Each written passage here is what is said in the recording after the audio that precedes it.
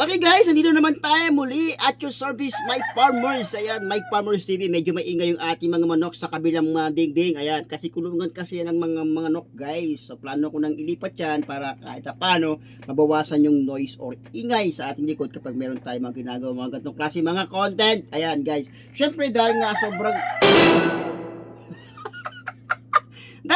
dami ng mga content creator ngayon at di natin alam kung ano yung mga content na gusto natin ipasukin. So, naisipan ko talaga na gawin na ng content yung pagiging isang Shopee riders. Ayan. Ay, syempre dahil ito araw-araw naman natin kasama ang mga riders natin sa Shopee, no? Naisipan ko na gawin na lang siguro itong content para at least meron kayong idea ano ba mga ginagawa, normal na ginagawa ng mga Shopee riders sa amin at anong kailang mga challenge na nararanasan kapag sila nasa kalsada. So naisipan ko gawin siyang content pero syempre pinapahalagahan pa rin natin yung ating mga buyer at ating mga seller, yung kailang mga karapatan. So hindi pa natin pwedeng i-disclose kasi syempre bawal naman talaga yon. So kailangan ko rin mag-ingat sa paggawa ng ganitong klaseng content kasi syempre mayroon talaga kaming kinakailangang maalagaan na Data Privacy Act alinsunod sa aming pinirmahan o pinagkasunduan. So, kaya medyo mahirap yung aking gagawing content na to at sana wala akong ma-violate. At syempre, masaya ako na maibahagi sa inyo ang aking journey bilang isang Shopee employee. Ayan. At sa loob ng kulang-kulang 6 na taon ko dito sa Shopee, ayan, gusto ko lang pong i-share kung ano po yung naging journey ko at kung paano namin ginagawa yung aming trabaho bilang inyong mga customer. Yan. Ay, gusto ng mga customer. Bilang inyong customer, tama ba ako? Bilang aming mga customer pala, sorry, no? Syempre, kayo yung customer namin. So, di ba? So, gusto ko lang ma-explain sa inyo, ano ba yung karaniang ginagawa dito? So, kaya naman sa mga nagtatanong dyan, mga gusto nilang magtrabaho bilang riders, ayan. Pag-usapan natin yun sa mga susunod pa natin mga vlog. At ipapakita ko sa inyo kung ano mga kadalasang ginagawa ng mga riders natin kapag sila po ay naging bahagi niya ng Shopee at maging riders ng Lihitimo at nagruruta na sa iba't ibang mga ruta. Dito po yan sa lalawigan ng Camarines Norte. Pero particular dyan, pag-uusapan lang natin din syempre yung ating ruta na may kaugnayan dito mismo sa Daet. Ayan, syempre di ko naman nakikita na pupuntahan. Pero may pagkakataon mabisit natin yung Labu Hub, yung Santa Elena Hub, Jose Panganiban Hub, at syempre yung opening ng Paracali Hub. Ayan, magdadagdag na sila ngayon. Tapos ngayon guys, mag-i-split na naman ang Daet. So iwan ko lang, no, kasi currently kasi ang setup ng Daet Hub ay nasa Talisa yung pinaka-Daet na dati nasa Pamurangon.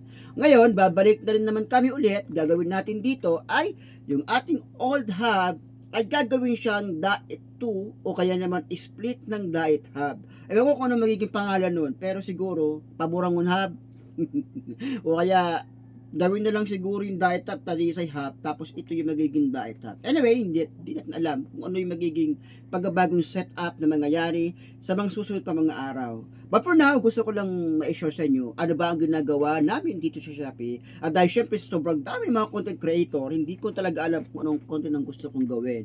Hindi ko alam kung magpapatawa ako, hindi ko alam kung mag-travel vlog ako, magpo-food vlog ako, etc. etc. Wala talaga kasi talaga sa totoo lang, yung mga talent ng mga content creator ngayon, sobrang sobrang fantastic.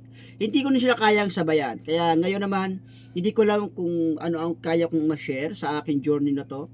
Pero sana, hindi ko man sinabing sundan nyo ako. Umaasa ako na meron kayong mapupulot na aral at alam nyo kung ano yung trabaho ng mga riders natin sa lahat ng mga darating pang araw at nagiging content natin. Kaya pang hinihintay nyo, kung di nyo pa ako napapalo, just follow my page, Mike Farmers TV, and of course, yung aking profile page ngayon, na yan yung pinakaayon na ayaw ko sana talagang tawag ito, i-public yung aking totoong pangalan kasi siyempre wala tayong choice. Dahil siyempre you are a public figure, public figure talaga, no? Kaya naman, wala tayong choice kundi i-public yung ating true identity na anong totoo nating pangalan kasi nga siyempre requirements yun na Meta na kinakailangan din sundin. Kaya guys, sa lahat ng mga followers natin, no, salamat sa lahat. Alam ko marami na ang maninibago sa aking content. So, maaaring maboring kayo sa mga darating na mga araw, pero wala naman akong pakialam. Walang pakialam ano. Bahala na kung anong kainata ng ating content na to. Pero syempre, gusto ko lang na mag-share sa inyo dahil araw-araw nasa office tayo, araw-araw kasama natin puro riders, kanya isipan ko gawin ng content yung pagiging isang Shopee employee at ipakita ko sa inyo ano nga ba yung araw-araw na challenge na meron ng mga Shopee riders sa aming warehouse. Ayan, ipapakita ko sa inyo guys. Kaya na pang hinihintay nyo, subaybayan nyo ako sa lahat ng mga travel vlog, lahat ng mga vlog natin para makita nyo at least magkaroon kayo ng idea ano nga ba ginagawa ng mga Shopee riders natin, paano sila nagsisimula ng kanilang mga ruta at ano yung mga challenge na meron sila para at least kung gusto nyo at pinaplano ninyo na maging isang Shopee riders, at least, di ba, meron na kayong idea. Muli, ako si Blake Farmers. God bless.